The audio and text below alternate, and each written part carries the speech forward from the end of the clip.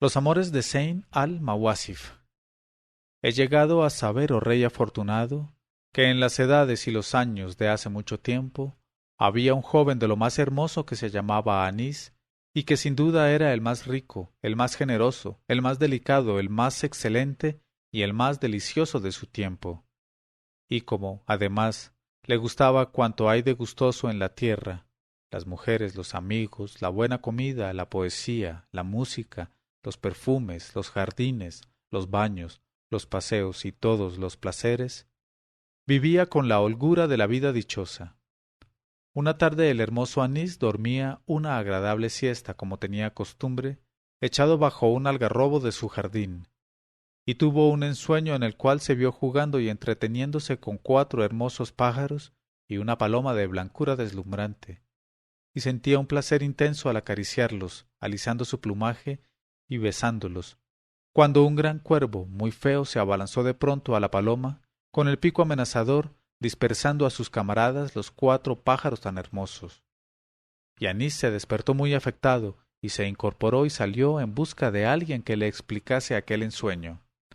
Pero estuvo andando durante mucho tiempo sin encontrar a nadie, y pensaba ya en volverse a su casa, cuando acertó a pasar por las cercanías de una morada de magnífico aspecto, de la cual oyó que, al acercarse él, se elevaba una voz de mujer encantadora y melancólica que cantaba estos versos.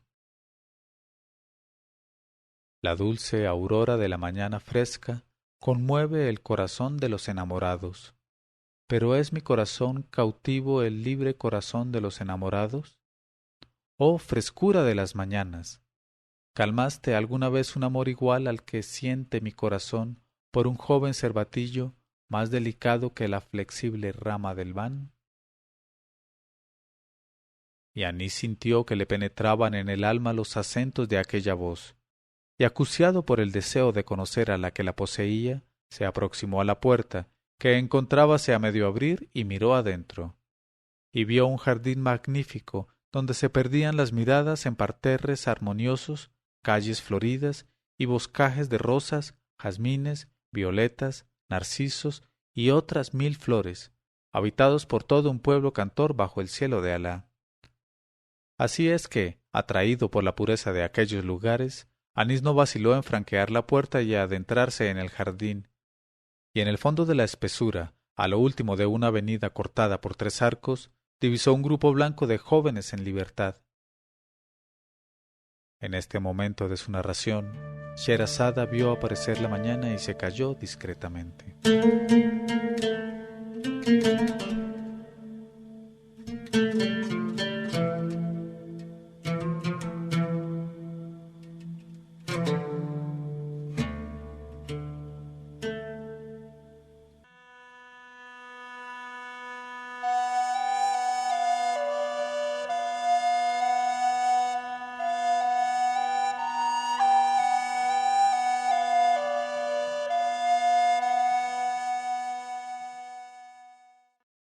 Pero cuando llegó la 655ª noche, ella dijo: Y en el fondo de la espesura, a lo último de una avenida cortada por 3 arcos, divisó un grupo blanco de jóvenes en libertad, y se encaminó por aquel lado, y llegó hasta el primer arco en el que se leía esta inscripción grabada en caracteres color de bermellón: Oh casa, ojalá no transponga tu umbral nunca la tristeza, ni nunca pese el tiempo sobre la cabeza de tus habitantes. Ojalá dures eternamente, oh casa, para abrir tus puertas a la hospitalidad, y jamás seas demasiado estrecha para los amigos. Y llegó al segundo arco y leyó en él esta inscripción grabada en letras de oro: Oh casa de dicha, ojalá dures tanto tiempo como han de regocijarse tus boscajes con la armonía de tus pájaros. Que los perfumes de la amistad te embalsamen tanto tiempo como han de languidecer tus flores para saberse tan bellas, y que tus poseedores vivan en la serenidad tanto tiempo como han de ver tus árboles madurar sus frutos, y han de lucir nuevas estrellas en la bóveda de los cielos. Y llegó de tal suerte debajo del tercer arco en el que leyó estos versos grabados en caracteres azules: Oh casa de lujo y de gloria, Ojalá te eternices en tu belleza bajo la cálida luz y bajo las tinieblas dulces, a despecho del tiempo y las mudanzas. Cuando hubo franqueado el último arco, llegó al final de la avenida, y ante él, al pie de los peldaños de mármol lavado que conducían a la morada, vio a una joven que debía tener más de 14 años de edad, pero que indudablemente no había cumplido los 15 años, y estaba tendida en una alfombra de terciopelo y apoyada en cojines. Y la rodeaban y estaban a sus órdenes otras 4 jóvenes, y era hermosa y blanca como la luna, con cejas puras y tan delicadas cual un arco formado con almizcle precioso, con ojos grandes y negros cargados de exterminios y asesinatos, con una boca de coral tan pequeña como una nuez moscada, y con un mentón que decía perfectamente «heme aquí». Y sin disputa habría abrazado de amor con tantos encantos a los corazones más fríos y más endurecidos. Así es que el hermoso Anís se adelantó hacia la bella joven, se inclinó hasta el suelo, se llevó la mano al corazón, a los labios y a la frente y dijo: «La Salema contigo, oh soberana de las puras». Pero ella le contestó: «¿Cómo te atreviste, oh joven impertinente, a entrar en paraje prohibido y que no te pertenece?». Él contestó: «Oh mi señora, la culpa no es mía, sino tuya y de este jardín. Por la puerta entreabierta he visto este jardín con sus parterres de flores, sus jazmines, sus mirtos y sus violetas, y he visto que todo el jardín con sus parterres y sus flores se inclinaba ante la luna de belleza que se sentaba aquí mismo donde te hallas tú. Y mi alma no pudo resistir al deseo que la impulsaba a venir a inclinarse y rendir homenaje con las flores y los pájaros». La joven se echó a reír y le dijo: «¿Cómo te llamas?». Dijo él: «Tu esclavo Anís, oh mi señora». Dijo ella: «Me gustas infinitamente, ya Anís. Ven a sentarte a mi lado». Le hizo, pues, sentarse al lado suyo y le dijo: «Ya, Anís, tengo ganas de distraerme un poco. ¿Sabes jugar al ajedrez?». Dijo él: «Sí, por cierto». Y ella hizo señas a una de las jóvenes, quien al punto les llevó un tablero de ébano y marfil con cantoneras de oro, y los peones del ajedrez eran rojos y blancos, y estaban tallados en rubíes los peones rojos, y tallados en cristal de roca los peones blancos. Y le preguntó ella: «¿Quieres los rojos o los blancos?». Él contestó: «Por Alá, oh mi señora, que he de coger los blancos, porque los rojos tienen el color de las gacelas, y por esa semejanza y por muchas otras más se amoldan a ti perfectamente». Ella dijo: «Puede ser», y se puso a arreglar los peones, y empezó el juego. Pero Anís, que prestaba más atención a los encantos de su contrincante que a los peones del ajedrez, se sentía arrebatado hasta el éxtasis por la belleza de las manos de ella, que parecíanle semejantes a la pasta de almendra, y por la elegancia y la finura de sus dedos, comparables al alcanfor blanco. Y acabó por exclamar: «¿Cómo voy a poder, oh mi señora, jugar sin peligro contra unos dedos así?». Pero le contestó ella embebida en su juego: «Jaque al rey, jaque al rey, ya Anís, has perdido». Luego, como viera que Anís no prestaba atención al juego, le dijo: «Para que estés más atento al juego, Anís, vamos a jugar en cada partida una apuesta de 100 dinares». Él contestó: «Bueno», y arregló los peones.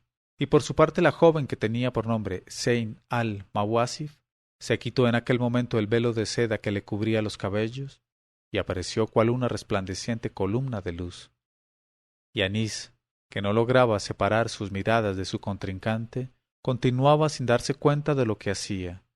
Tan pronto cogía peones rojos en vez de peones blancos, como los movía atravesados, de modo que perdió seguidas 5 partidas de 100 dinares cada una. Y le dijo Zeyn al-Mawasif: «Ya veo que no estás más atento que antes. Juguemos una apuesta más fuerte, a 1000 dinares la partida». Pero Anís, a pesar de la suma empeñada, no se condujo mejor y perdió la partida. Entonces le dijo ella: «Juguemos todo tu oro contra el mío». Aceptó él y perdió. Entonces se jugó sus tiendas, sus casas, sus jardines y sus esclavos, y los perdió unos tras de otros, y ya no le quedó nada entre las manos. Entonces Zeyn al-Mawasif se encaró con él y le dijo: «Eres un insensato, Anís, y no quiero que tengas que arrepentirte de haber entrado en mi jardín y de haber entablado amistad conmigo. Te devuelvo, pues, cuanto perdiste. Levántate, Anís, y vete en paz por donde viniste».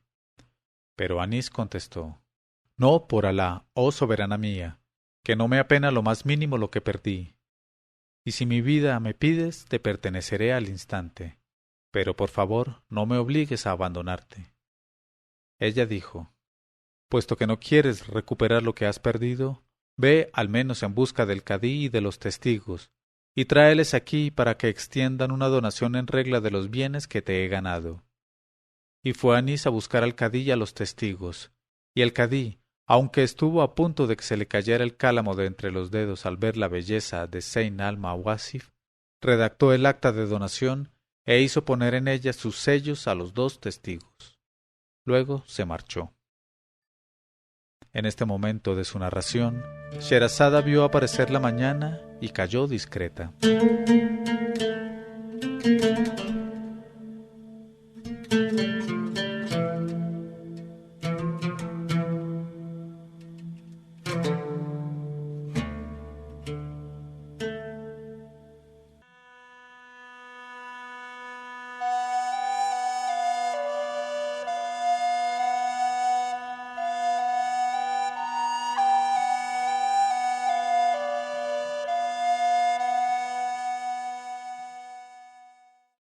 Y cuando llegó la 656ª noche, ella dijo: Y el cadí, aunque estuvo a punto de que se le cayera el cálamo de entre los dedos al ver la belleza de Zeyn al-Mawasif, redactó el acta de donación e hizo poner en ella sus sellos a los 2 testigos.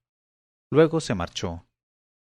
Entonces Zeyn al-Mawasif se encaró con Anís y le dijo, riendo: «Ahora puedes marcharte, Anís, ya no nos conocemos». Dijo él: «Oh soberana mía, ¿vas a dejarme partir sin la satisfacción del deseo?». Ella dijo: «Con mucho gusto accederé a lo que quieres, Anís, pero todavía me queda que pedirte algo. Aún tendrás que traerme 4 vejigas de almizcle puro, 4 onzas de ámbar gris, 4000 piezas de brocado de oro de la mejor calidad y 4 mulas enjaezadas». Dijo él: «Por encima de mi cabeza, oh mi señora». Ella preguntó: «¿Cómo te arreglarás para proporcionármelas si ya no posees nada?». Dijo él: «Alá proveerá. Tengo amigos que me prestarán todo el dinero que me haga falta». Ella dijo: «Entonces date prisa a traerme lo que te he pedido». Y Anís, sin dudar que sus amigos fuesen en su ayuda, salió para ir a buscarlos.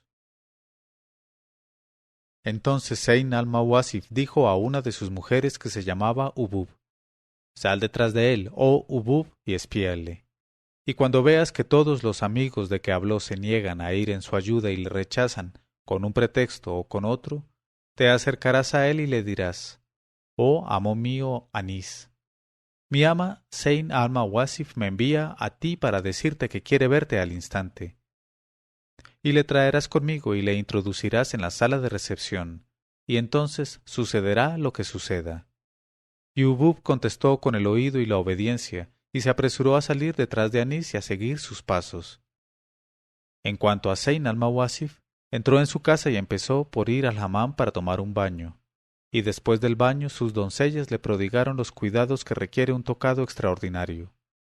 Luego depilaron lo que tenían que depilar, frotaron lo que tenían que frotar, alargaron lo que tenían que alargar y oprimieron lo que tenían que oprimir. Luego la vistieron con un traje bordado de oro fino y le pusieron en la cabeza una lámina de plata para que sirviera de sostén a una rica diadema de perlas que por detrás se hacía un nudo cuyos 2 cabos, adornados cada uno con un rubí del tamaño de un huevo de paloma, le caían por los hombros deslumbradores cual la plata virgen. Luego acabaron de trenzar sus hermosos cabellos negros, perfumados de almizcle y de ámbar, en 24 trenzas que le arrastraban hasta los pies. Y cuando terminaron de adornarla, y quedó semejante a una recién casada, se echaron a sus plantas, y le dijeron con voz temblorosa de admiración: Alá te conserve en tu esplendor, oh ama nuestra, Zeyn al-Mawasif, y aleje de ti por siempre la mirada de los envidiosos y te preserve del mal de ojo. Y mientras ella ensayaba en la habitación un modo gallardo de andar, no cesaron de hacerle 1000 y 1000 cumplimientos desde el fondo de su alma. Entretanto, volvió la joven Ubub con el hermoso Anís, al que se llevó cuando sus amigos le rechazaron negándose a ir en su ayuda, y le introdujo a la sala en donde se hallaba su ama Zeyn al-Mawasif.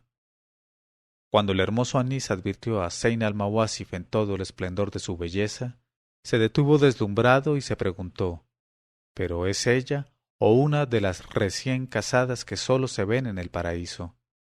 Y Zeyn al-Mawasif, satisfecha del efecto producido en Anís, fue a él sonriendo, le cogió de la mano y le condujo hasta el diván amplio y bajo en que se sentaba ella, y le hizo sentarse al lado suyo. Luego ordenó por señas a sus mujeres que llevaran una mesa grande y baja, hecha de un solo trozo de plata, y en la cual había grabados estos versos gastronómicos. Hunde las cucharas en las salseras grandes, y regocija tus ojos, y regocija tu corazón con todas estas especies admirables y variadas, guisados y cochifritos, asados y cocidos, confituras y helados, fritadas y compotas al aire libre o al horno, oh codornices, oh pollos, oh capones, oh enternecedores, os adoro. Y vosotros, corderos cebados durante tanto tiempo con alfónsigos y ahora rellenos de uvas en esta bandeja, oh excelencias. Aunque no tenéis alas como las codornices, y los pollos y los capones, me gustáis mucho. En cuanto a ti, oh kabab a la parrilla, que Alá te bendiga, jamás me verá tu color dorado decirle que no. Y a ti, ensalada de verdolaga, que en esta escudilla bebes el alma misma de los olivos, te pertenece mi espíritu, oh amiga mía. A la vista de esta pareja de pescados asentados en el fondo del plato sobre menta fresca, te estremeces de placer en mi pecho, oh corazón mío. Y tú, bienhadada boca mía, cállate y sueña con comer estas delicias de las que por siempre hablarán los anales. Entonces las doncellas le sirvieron los manjares perfumados, y ambos comieron juntos hasta la saciedad y se endulzaron, y les llevaron los frascos de vino, y bebieron ambos en la misma copa. Y Zeyn al-Mawasif se inclinó hacia Anís y le dijo, He aquí que hemos comido juntos el pan y la sal, y ya eres mi huésped. No creas, pues, que voy a quedarme ahora con la menor cosa de lo que te ha pertenecido. Así es que, quieras o no, te devuelvo cuanto te he ganado. Y Anís no tuvo más remedio que aceptar como regalo los bienes que le habían pertenecido, y se arrojó a los pies de la joven y le expresó su gratitud. Pero ella le levantó y le dijo, Si verdaderamente, Anís, quieres agradecerme este don, no tienes más que seguirme a mi lecho, y allí me probarás positivamente si eres un buen jugador de ajedrez. En este momento de su narración, Sherazada vio aparecer la mañana y se calló discretamente.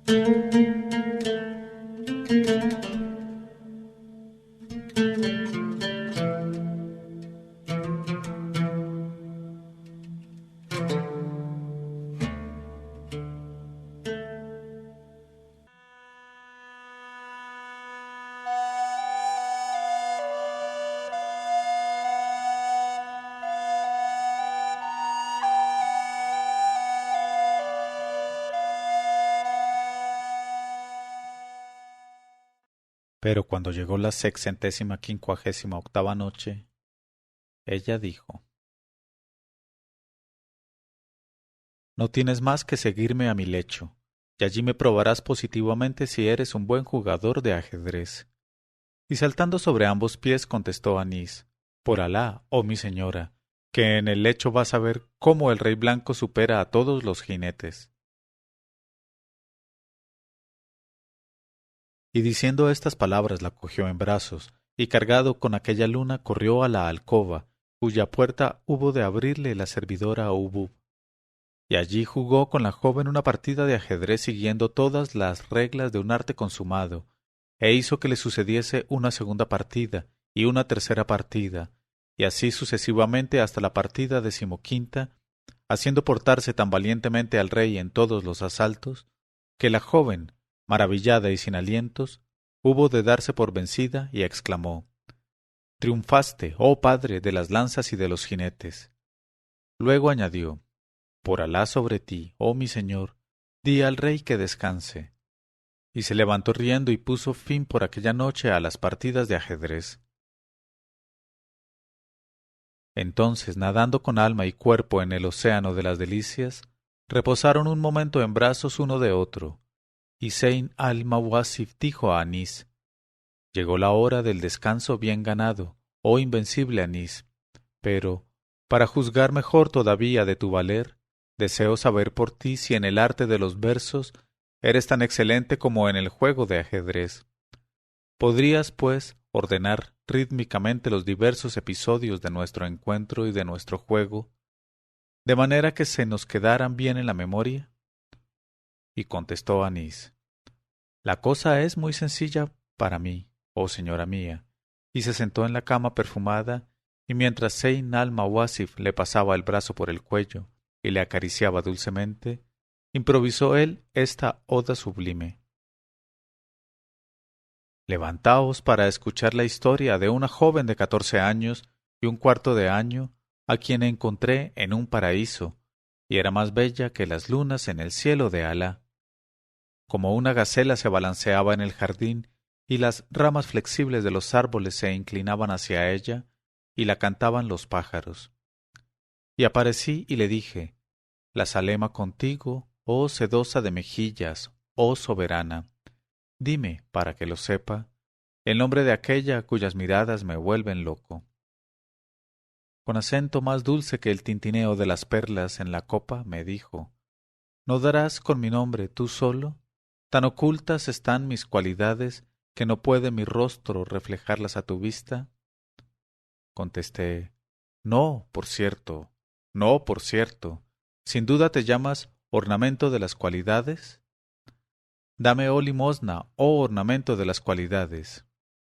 Traducción de Zeyn al-Mawasif. Y en cambio, oh joven, aquí tienes almizcle, aquí tienes ámbar, aquí tienes perlas, aquí tienes oro y alhajas y todas las gemas y sedas.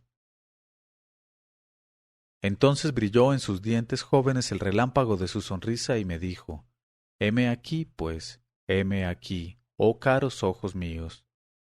Éxtasis de mi alma, oh su cintura desceñida, oh su camisa descubierta, oh su carne al desnudo, oh diamantes, satisfacción de mis deseos, emanaciones suyas que eran perfumes al besar, olor de piel suprema, calor de regazo, oh frescura, 1000 besos. Si la hubieseis visto, censores que me impugnáis, escuchad. Os cantaré toda mi embriaguez y quizás comprendáis. Su inmensa cabellera, color de noche, se despliega triunfal sobre la blancura de su espalda hasta llegar al suelo, y las rosas de sus mejillas incendiarias alumbrarían el infierno. Un arco precioso son sus cejas puras, matan sus párpados cargados de flechas, y es un alfanje cada una de sus miradas. Su boca es un frasco de vino añejo, su saliva es agua de fuente, sus dientes son un collar de perlas acabadas de coger del mar. Su cuello, cual el cuello del antílope, es elegante y está tallado admirablemente. Su pecho es una losa de mármol sobre la que descansan 2 copas invertidas. Su vientre tiene un hoyo que embalsama con los perfumes más ricos. Y debajo, enfrentando mi espera, gordo y rollizo, alto como un trono de rey, asentado entre 2 columnas de gloria, está aquel que es la locura de los más cuerdos.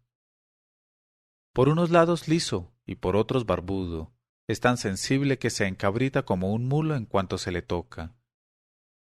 Tiene los ojos rojos, tiene los labios carnosos y dulces, tiene el hocico fresco y encantador. Si te aproximas a él con valentía le encontrarás caliente, sólido, resuelto y suntuoso, sin temer las fatigas, ni los asaltos, ni las batallas. Así eres, oh Zeyn al-Mawasif, completa de encantos y de cortesía, y por eso no olvidaré las delicias de nuestras noches, ni la hermosura de nuestros amores. Al oír esta oda improvisada en honor suyo, Zeyn al-Mawasif se sintió transportada de placer y se expansionó hasta el límite de la expansión. En este momento de su narración, Sherazada vio aparecer la mañana y se calló discretamente.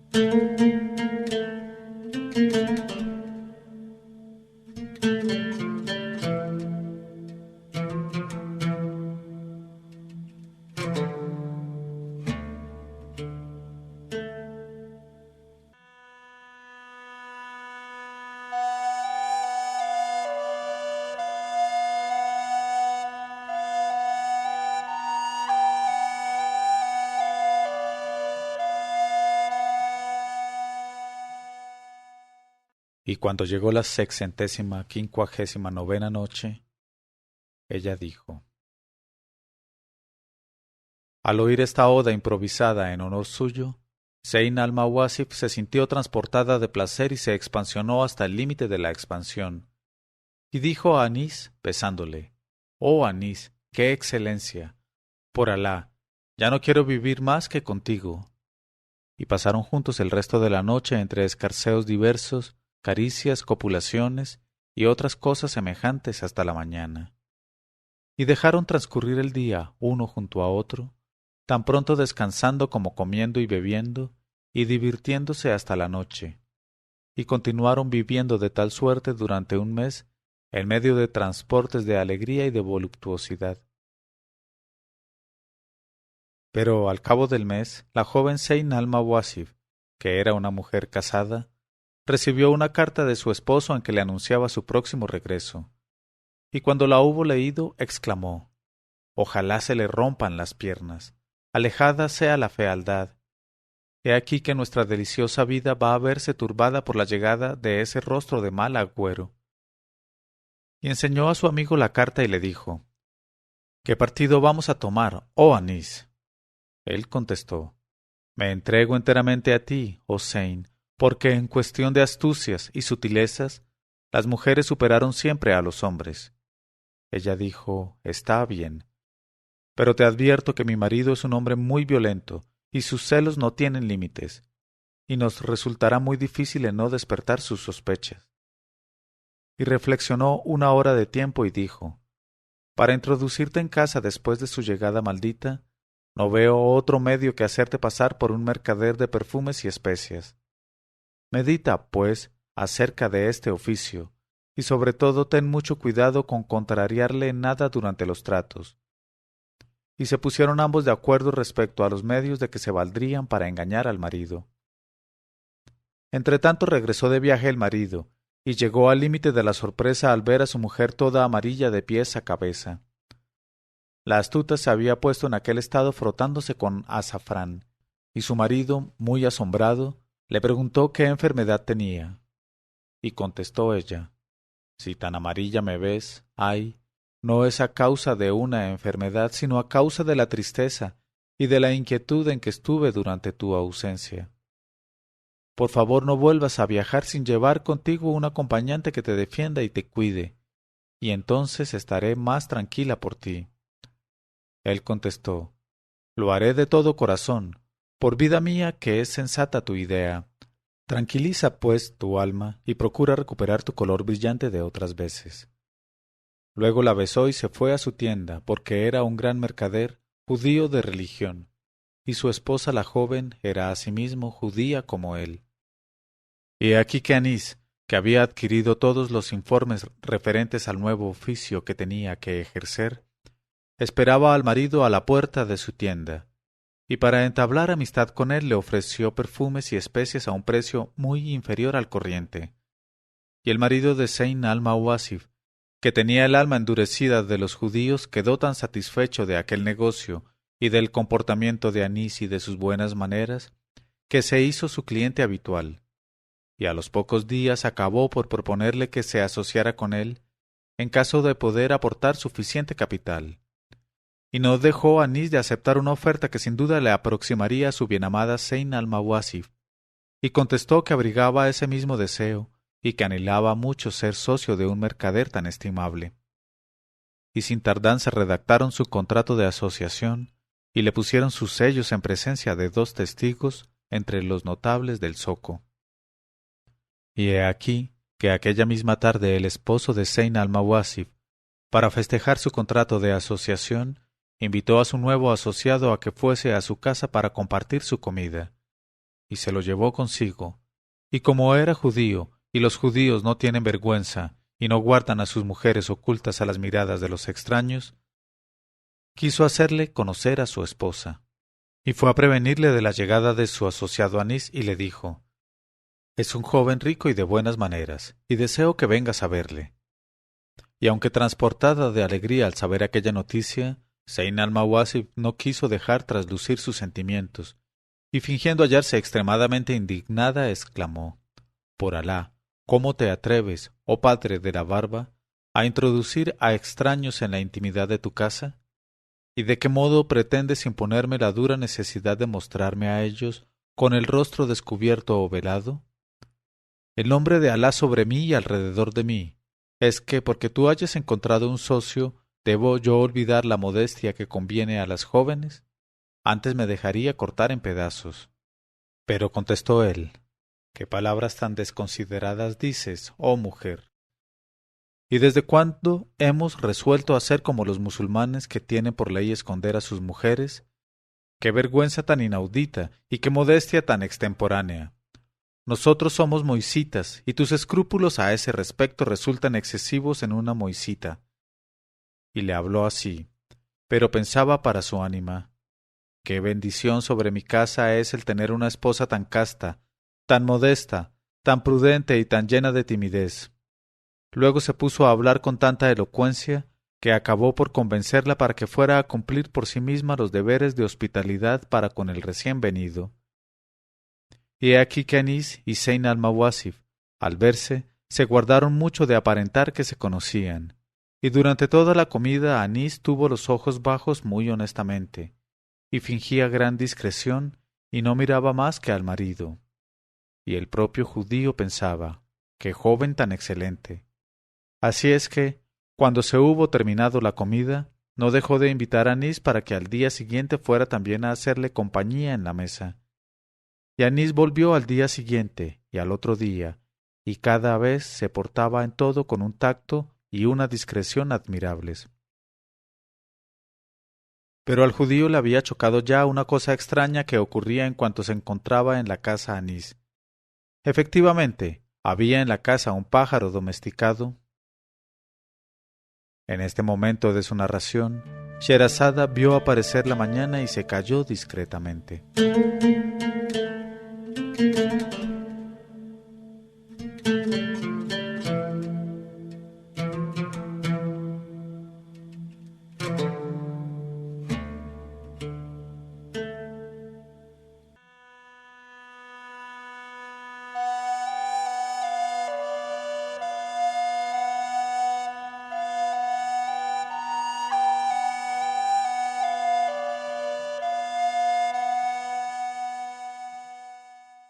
Y cuando llegó la 660ª noche, ella dijo: «Efectivamente, había en la casa un pájaro domesticado a quien amaestró el judío y que reconocía y quería mucho a su amo.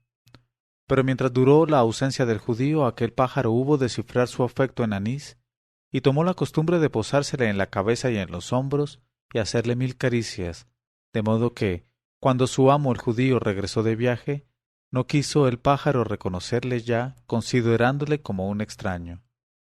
Y ya no había píos de alegría, aleteos y caricias, más que para el joven Anís, socio de su amo. Y el judío pensó para sí: «Por Musa y Aarón, pues no me ha olvidado este pájaro, y su conducta para conmigo da más valor todavía a los sentimientos de mi esposa, que ha caído enferma de dolor por mi ausencia». Así pensaba, pero no tardó en chocarle y en hacer que le asaltasen 1000 ideas torturadoras otra cosa extraña. Porque notó que su esposa, tan reservada y tan modesta en presencia de Anís, tenía sueños extraordinarios en cuanto se dormía. Tendía los brazos, jadeaba, suspiraba y hacía 1000 contorsiones pronunciando el nombre de Anís, y hablándole como hablan las enamoradas más apasionadas. Y el judío se quedó extremadamente asombrado al comprobar aquello varias noches sucesivas y pensó: por el Pentateuco, que esto viene a demostrarme que todas las mujeres son iguales y que, cuando una de ellas es virtuosa y casta y continente como mi esposa, tiene que satisfacer de una manera o de otra sus malos deseos, aunque sea en sueños. Alejado sea de nosotros el maligno. ¡Qué calamidad son estas criaturas formadas con la llama del infierno! Luego se dijo: he de poner a prueba a mi esposa. Si resiste a la tentación y permanece casta y reservada, lo del pájaro y lo de los sueños no será más que una coincidencia entre las coincidencias sin resultados. Y he aquí que cuando llegó la hora de la comida acostumbrada, el judío anunció a su esposa y a su socio que estaba invitado a casa del walí con motivo de un gran pedido de mercaderías, y les rogó que esperasen su regreso para empezar a comer. Luego les dejó y salió al jardín. Pero en vez de ir a casa del walí, se apresuró a volver sobre sus pasos y a subir al piso superior de la casa. Allí, desde una habitación cuya ventana daba a la sala de reunión, podría vigilar lo que iba a ocurrir. No se hizo esperar mucho el resultado, que por parte de los amantes se manifestó con besos y caricias de una intensidad y una pasión increíbles. Y como no quería el judío descubrir su presencia ni dejarles adivinar que no había ido a casa del walí, se vio obligado durante una hora de tiempo a asistir a las manifestaciones desenfrenadas de ambos amantes. Pero, tras de esta espera dolorosa, bajó a reunirse con ellos y entró en la sala con rostro sonriente como si nada supiera.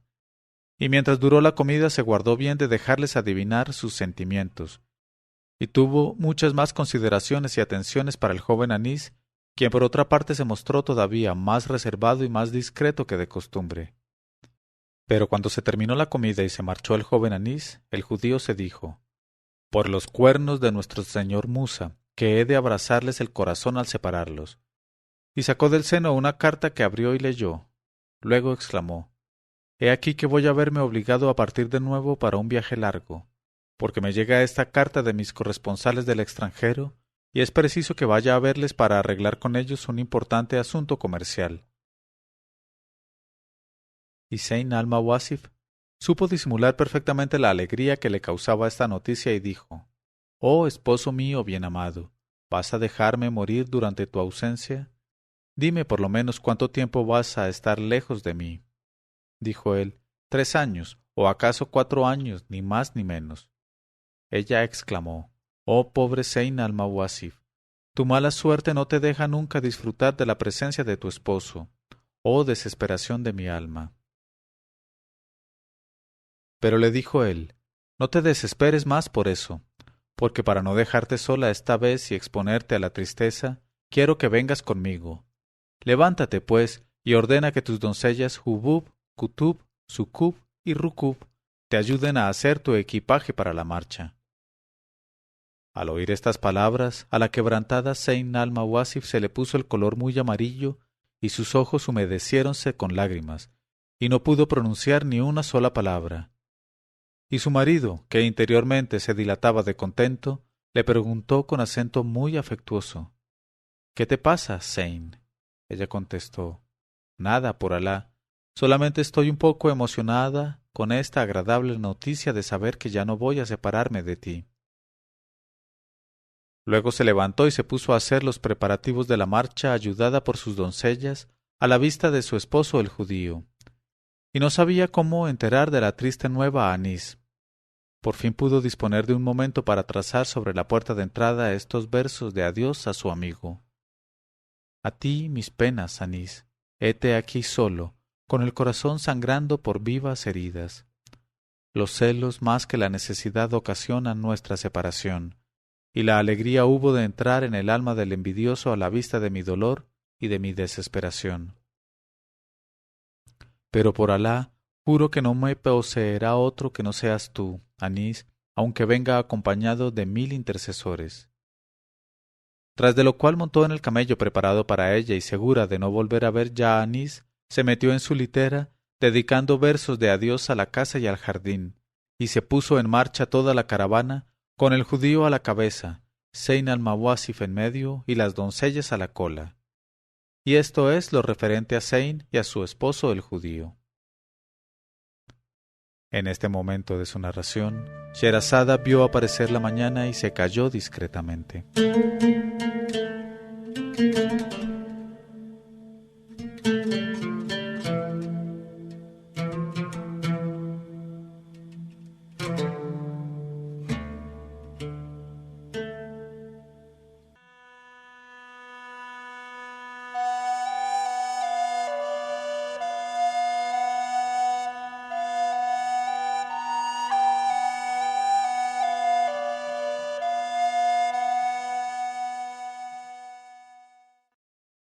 Pero cuando llegó la 662ª noche, ella dijo: Y esto es lo referente a Zeyn y a su esposo el judío. Pero he aquí lo que atañe a Anís. Cuando al día siguiente vio que no iba al zoco su asociado el mercader judío, quedó extremadamente sorprendido y esperó su llegada hasta la tarde, pero en vano. Entonces decidióse a ir a ver por sí mismo la causa de semejante ausencia, y llegó de tal suerte ante la puerta de entrada y leyó la inscripción que Zeyn al-Mawasif había grabado allí, y comprendió su sentido, y trastornado se dejó caer en tierra presa de la desesperación. Y cuando se repuso un poco de la emoción que hubo de causarle aquella ausencia de su bienamada, preguntó a los vecinos. Y así fue como se enteró de que su esposo el judío se la había llevado con sus doncellas y un gran equipaje que cargaron en 10 camellos y con víveres para un viaje muy largo. Al saber esta noticia, Anís caminó como un insensato por entre las soledades del jardín e improvisó estos versos. Para llorar el recuerdo de la bienaventurada, detengámonos aquí en el límite de árboles de su jardín, donde se yergue su querida casa, donde sus huellas, como en mi corazón, no pueden ser borradas ni por los vientos del norte ni por los vientos del sur. Se marchó, pero mi corazón está con ella, atado al aguijón que apresura la marcha de los camellos. Ah, ven, oh noche, ven a refrescar mis mejillas ardientes y a calmar el fuego que me consume el corazón. Oh brisa del desierto, a ti, cuyo soplo perfumó su aliento, no te ha recetado ningún colirio para secar mis lágrimas, ningún remedio para reanimar mi cuerpo helado. ¡Ay! ¡Ay! El conductor de la caravana dio señal de partir en medio de las tinieblas de la noche, antes que el soplo del céfiro matinal viniera a vivificar las cañadas. Se arrodillaron los camellos, hiciéronse los fardos, metíase ella en la litera, se marchó. ¡Ay! Se marchó, y me ha dejado sin poder seguir sus huellas. La sigo desde lejos regando con mis lágrimas el polvo. Luego, mientras se entregaba de ese modo a sus reflexiones y recuerdos, oyó graznar a un cuervo que tenía su nido en una palmera del jardín, e improvisó esta estrofa. Oh cuervo, ¿qué tienes que hacer ya en el jardín de mi bienamada? ¿Vienes a gemir con tu voz lúgubre por los tormentos de mi amor? ¡Ay! ¡Ay! Gritas a mi oído, y el eco infatigable repite sin cesar. ¡Ay! ¡Ay! Luego, sin poder ya resistirse a tantas penas y tormentos, se echó Anís en el suelo y se sintió invadido por el sopor. Y he aquí que en sueños se le apareció su bienamada, y se encontraba dichoso él con ella, y la oprimía en sus brazos, y hacía ella lo mismo. Pero despertóse de pronto y quedó desvanecida la ilusión, y para consolarse sólo pudo él improvisar estos versos. Salve, imagen de la bienamada, te me apareces en medio de las tinieblas de la noche y vienes a calmar por un instante la violencia de mi amor. Me habla ella, me sonríe, me hace 1000 tiernas caricias. Tengo en mis manos toda la felicidad de la tierra y me despierto bañado en lágrimas. Así se lamentaba el joven Anís y continuó viviendo a la sombra de la casa abandonada, sin alejarse más que para tomar algún alimento en su vivienda. Y he aquí lo referente a él. En cuanto a la caravana, cuando llegó a 1 mes de distancia de la ciudad consabida, hizo alto. y el judío mandó armar las tiendas cerca de una ciudad situada a orillas del mar. Allí quitó a su esposa los ricos trajes que la cubrían, cogió una vara larga y flexible y le dijo: «Ah, miserable traidora, tu piel manchada solo se podrá limpiar con esto. Que venga ahora a librarte de entre mis manos ese joven Anís». Y a pesar de sus gritos y protestas, le fustigó dolorosamente con toda su fuerza. Luego le envolvió un manto de crines viejo y fue a la ciudad en busca de un herrador y le dijo. En este momento de su narración, Sherazada vio aparecer la mañana y se calló discreta.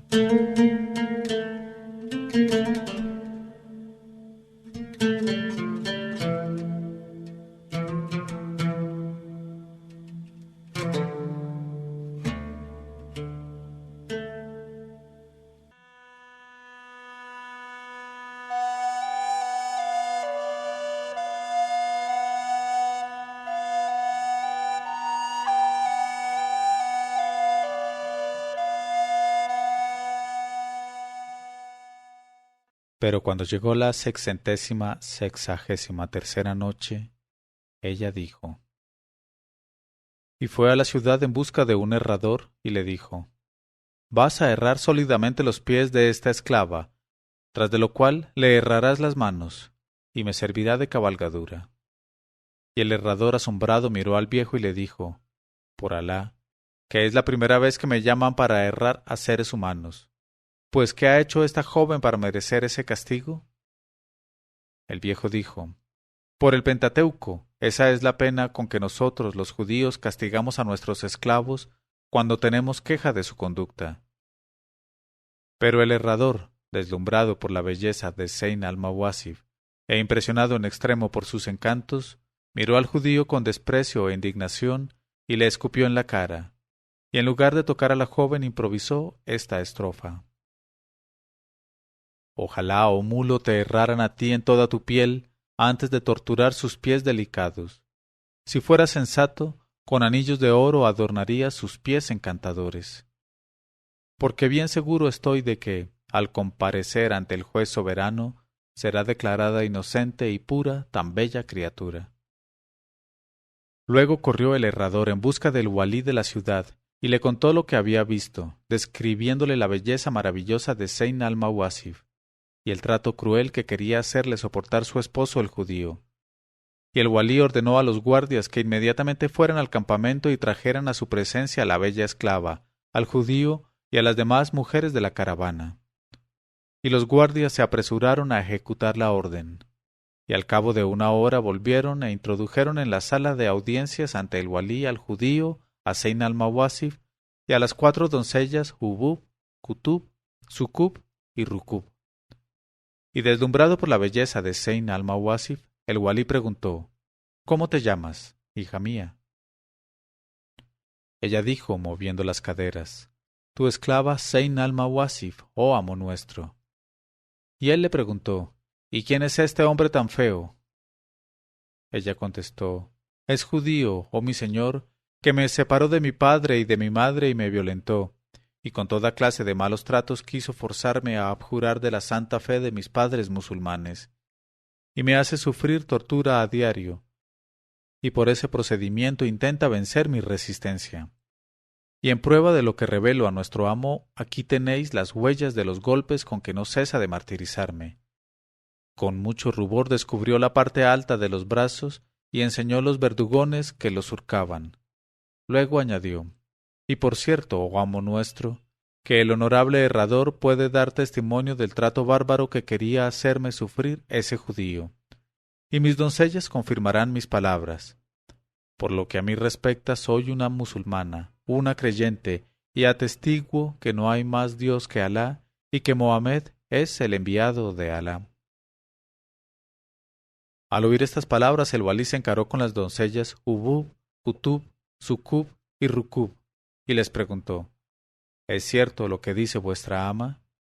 Ellas contestaron: Es cierto. Entonces el walí se encaró con el judío y con los ojos chispeantes le dijo: Mal hayas, enemigo de Alá, ¿por qué arrebataste a esta joven a su padre y a su madre, a su casa y a su patria y la torturaste, e intentaste hacerle renegar de nuestra santa religión y precipitarla en los horribles errores de tu creencia maldita? El judío contestó: Oh amo nuestro, por vida de la cabeza de Jacob, de Musa y de Aarón, te juro que esta joven es mi esposa legal. Entonces exclamó el walí: ¡Que le den una paliza! Y los guardias le tiraron al suelo y le aplicaron 100 palos en la planta de los pies, 100 palos en la espalda y 100 palos en las nalgas. Y como continuara en sus gritos y vociferaciones protestando y afirmando que Zeyn al-Mawasif le pertenecía legalmente, el walí dijo: ya que no quiere declarar, que le corten las manos y los pies y que le fustiguen. Al oír esta terrible sentencia, exclamó el judío: por los cuernos sagrados de Musa, si sólo eso basta para salvarme, declaro que no es mi esposa esta mujer y que se la he quitado a su familia. Entonces pronunció el walí: ya que ha declarado, que le encarcelen, y que esté preso toda su vida. Sean castigados así los judíos descreídos. Y al punto los guardias ejecutaron la orden, y arrastraron al judío hasta la cárcel. Y sin duda allí moriría en su descreimiento y en su fealdad. Que Alá no tenga nunca compasión de él, y precipite su alma judía en el fuego del último piso del infierno. Pero nosotros somos creyentes, y reconocemos que no hay más Dios que Alá, y que Mohamed es el enviado de Alá. En cuanto a Zeyn al-Mawasif, besó la mano del walí, y acompañada de sus 4 doncellas, Hubub, Kutub, Sukub y Rukub, volvió a las tiendas y ordenó a los camelleros que levantaran el campo y se pusieran en camino para el país de su bienamado Anís. Y he aquí que viajó sin contratiempos la caravana, y hacia la noche del tercer día llegó a un monasterio cristiano que estaba habitado por 40 monjes y por su patriarca. Y este patriarca, que se llamaba Danis, estaba precisamente sentado a la puerta del monasterio tomando el fresco, cuando acertó a pasar por allí en su camello la joven sacando la cabeza fuera de la litera. Y a la vista de aquel rostro de luna, el patriarca sintió que se rejuvenecía su vieja carne muerta, y se le estremecieron los pies, la espalda, el corazón y la cabeza. Y se levantó de su asiento, e hizo señas a la caravana para que se detuviese, e inclinándose hasta el suelo ante la litera de Zeyn al-Mawasif, invitó a la joven a apearse y descansar con todo su acompañamiento, y la instó vivamente a pasar la noche en el monasterio, asegurándole que de noche estaban los caminos infestados de bandoleros salteadores. Y Zeyn al-Mawasif no quiso rehusar la oferta de esta hospitalidad, aunque viniera de cristianos y monjes. Se apeó de su litera y entró en el monasterio seguida por sus 4 acompañantes. Y he aquí que el patriarca Danis, abrazado de amor por la belleza y los encantos de Zeyn al-Mawasif. En este momento de su narración, Sherazada vio aparecer la mañana y se calló discretamente.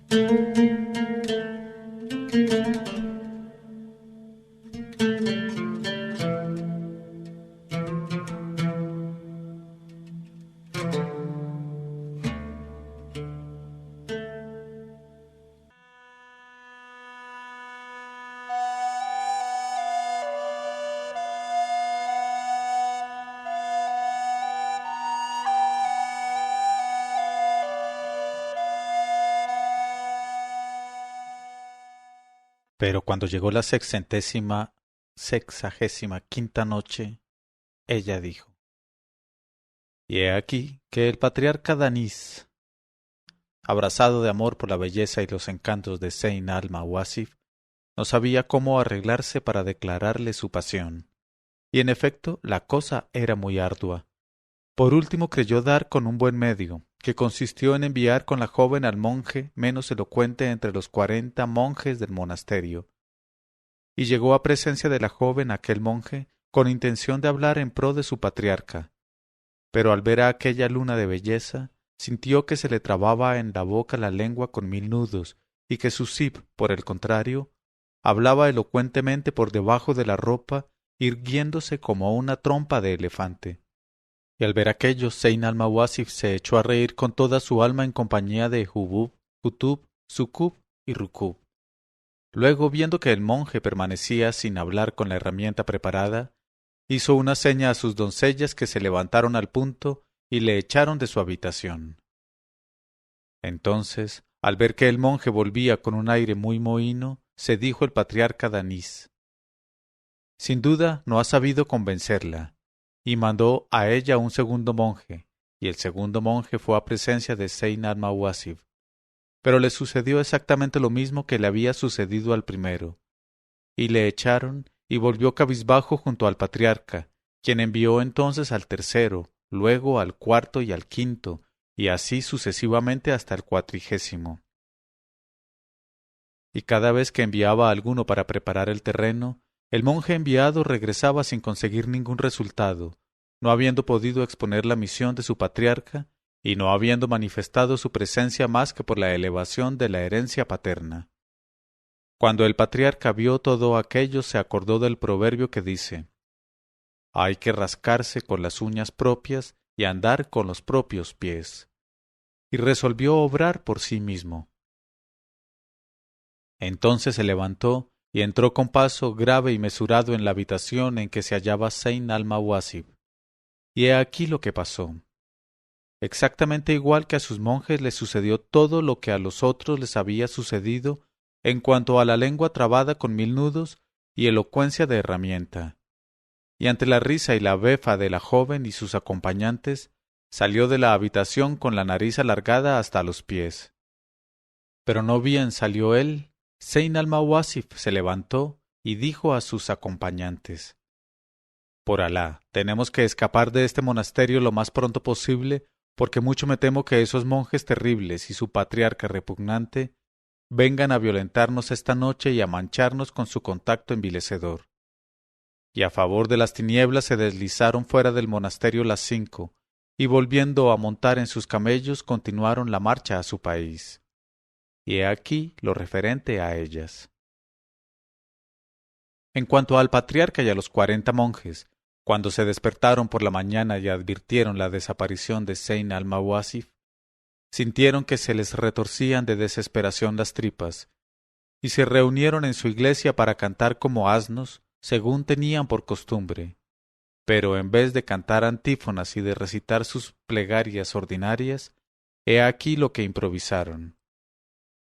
El primer monje cantó: «Congregaos, hermanos míos, antes de que os abandone mi alma, porque ha llegado mi última hora. El fuego del amor consume mis huesos, la pasión devora mi corazón, y ardo por una belleza que ha venido a esta región para herirnos a todos con flechas mortales disparadas por las pestañas de sus párpados». Y el segundo monje respondió con este canto: «Oh tú que viajas lejos de mí, ¿por qué, ya que me arrebataste el corazón, no me has llevado contigo? Te marchaste llevándote mi reposo. Ah, ojalá vuelvas pronto para verme expirar en tus brazos». El tercer monje cantó: «Oh tú cuya imagen brilla en mis ojos, llena mi alma y habita en mi corazón. Tu recuerdo es más dulce para mi espíritu que lo dulce que la miel es para los labios del niño.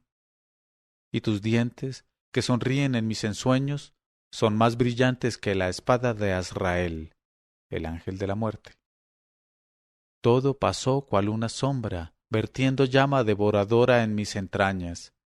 Si alguna vez en sueños te acercas a mi lecho, le encontrarás bañado con mi llanto. El cuarto monje respondió: «Reprimamos nuestras lenguas, hermanos míos, y no dejemos escapar más palabras superfluas que nos aflijan los corazones sufridores. Oh luna llena de la belleza, tu amor ha esparcido en mi cabeza oscura sus rayos brillantes y me han incendiado en una pasión infinita». El quinto monje cantó sollozando: «Mi único deseo es mi bienamada. Su belleza borra el resplandor de la luna. Su saliva es más dulce que el agua preciosa de las uvas. La anchura de sus caderas alaba a su Creador.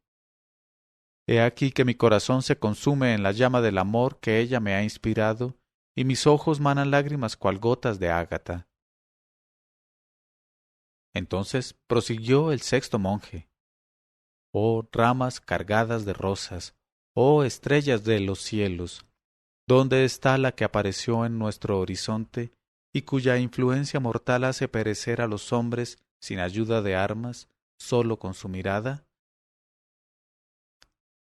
Luego el séptimo monje entonó este canto. Mis ojos, que la han perdido, se llenan de lágrimas, el amor se acrecienta y la paciencia disminuye. Oh dulce encantadora, aparecida en nuestros caminos, el amor se acrecienta y la paciencia disminuye. Y así sucesivamente entonaron todos los demás monjes un canto improvisado a su vez por cada cual, hasta que le llegó el turno al patriarca, quien con voz sollozante cantó entonces. Mi alma está llena de turbación y me ha abandonado la esperanza. Una belleza arrebatadora pasó por nuestro cielo y me robó el reposo. Ahora huye de mis párpados el sueño y la tristeza los consume. A ti, Señor, me quejo de mis sufrimientos. Haz que al partir mi alma, mi cuerpo se desvanezca como una sombra. Cuando hubieron terminado con sus cánticos, los monjes pegaron la cara a las baldosas de su iglesia y lloraron mucho tiempo, tras de lo cual resolvieron dibujar de memoria el retrato de la fugitiva y colocarlo en el altar de su descreimiento. Pero no pudieron realizar su propósito, porque les sorprendió la muerte y puso término a sus tormentos cuando se hubieron cavado por sí mismos sus tumbas en el monasterio. En este momento de su narración, Sherazada vio aparecer la mañana y se calló discretamente.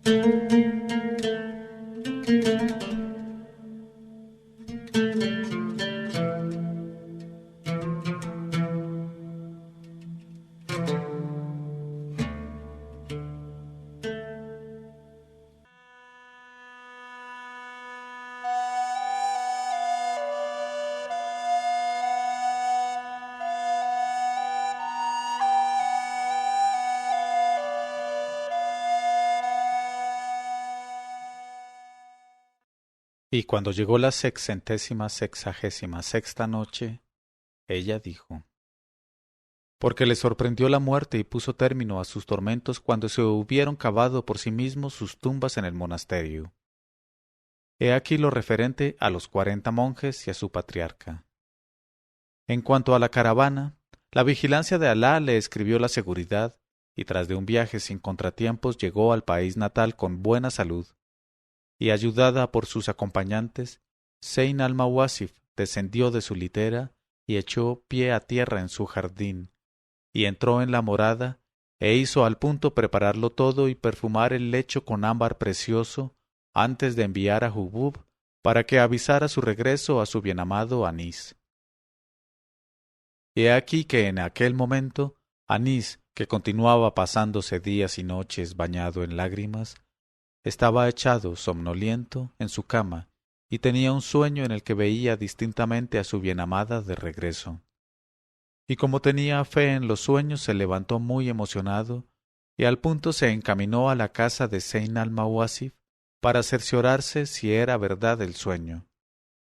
Y franqueó la puerta del jardín, y enseguida aspiró en el aire el perfume de ámbar y almizcle de su bienamada, y voló a la vivienda y entró en la habitación donde esperaba su llegada Zeyn al-Mawasif, dispuesta ya, y cayeron uno en brazos de otro, y permanecieron mucho tiempo enlazados, prodigándose muestras apasionadas de su amor.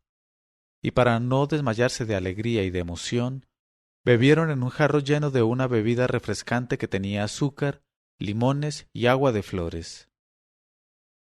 Tras de lo cual se expansionaron mutuamente, contándose cuanto les había sucedido durante su ausencia, y no se interrumpían más que para acariciarse y besarse tiernamente. Y sólo Alá sabe el número y la intensidad de las pruebas de amor de aquella noche. Y al día siguiente enviaron a la joven Hubub en busca del cadí y de los testigos, quienes acto seguido extendieron su contrato de matrimonio. Y vivieron todos una vida dichosa hasta la llegada de la segadora de jóvenes y jovenzuelas. Pero gloria y loor a quien con su justicia distribuye belleza y placeres, y sean la plegaria y la paz para el Señor de los enviados, Mohamed, que ha reservado el paraíso a sus creyentes.